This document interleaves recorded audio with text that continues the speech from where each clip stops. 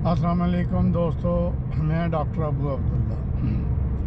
आज हम बात करेंगे क्रिमिनल या अनएम्प्लॉयड यूथ।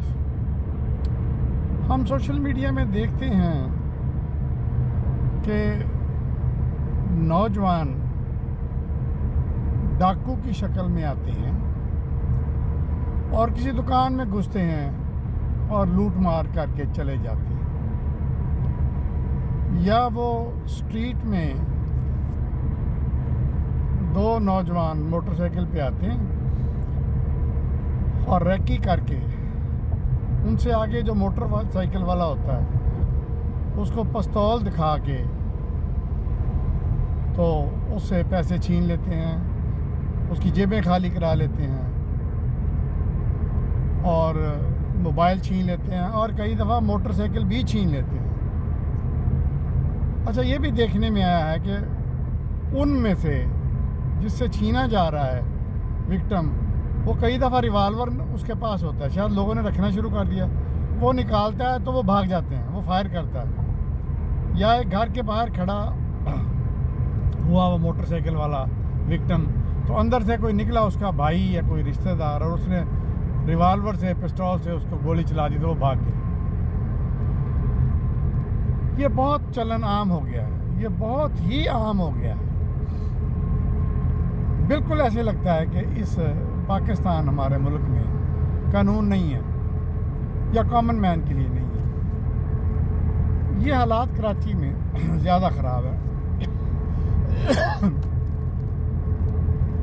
अब पुलिस जिसका काम है हिफाजत करना आवाम की, वो आवाम की हिफाजत बिल्कुल नहीं कर रही। अंदाज़न 60 to 70% पुलिस जो है वो ऐसे कामों में मसरूफ़ है जिनके लिए उनको भर्ती नहीं किया जाता, यानी प्रोटोकॉल ड्यूटीज़ और वाहियात किस्म की ऐसी उनकी ज़िम्मेदारियां लगा दी जाती हैं। एक एक लीडर के साथ कोई 20-20, 30-30 पुलिस वाले चल रहे होते हैं। अब जब पुलिस वालों को पता है कि हमें किसी ने पूछना नहीं है तो पुलिस वाले भी अपनी मर्ज़ी करेंगे, वो भी डाकों में शामिल हो गए हैं क्योंकि उनको पता है कि पूछने वाला कोई नहीं है। तो ये कौन है नौजवान? क्या किसी दूसरे मुल्क में ऐसा होता है? मेरा तो ख्याल नहीं होता, या होता भी है तो बहुत कम होता है, बहुत कम। क्यों? वहाँ कानून है। अच्छा, अब मेरे नज़दीक ये जो नौजवान हैं जो डाके मार रहे हैं, छींटा छांटी कर रहे हैं, ये डाकू बदमाश नहीं हैं, ये बेरोज़गार हैं।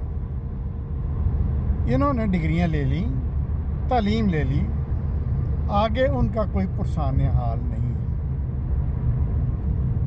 उनके पास कोई नौकरी नहीं है, कोई जॉब नहीं है, और अगर कोई कारोबार भी करना चाहें तो उसके लिए उनके पास वसाइल नहीं है, पैसा नहीं है कि जिससे कारोबार खोल सके।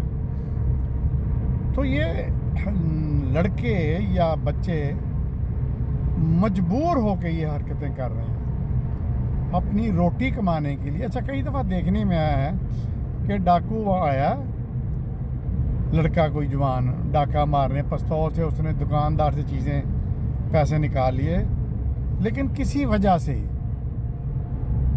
कोई एक बच्ची छोटी सी उसके आगे हाथ फैलाती है, वो छोड़ के चला जाता है। ये कई वाक़यात देखने में आते हैं। तो ये क्यों है?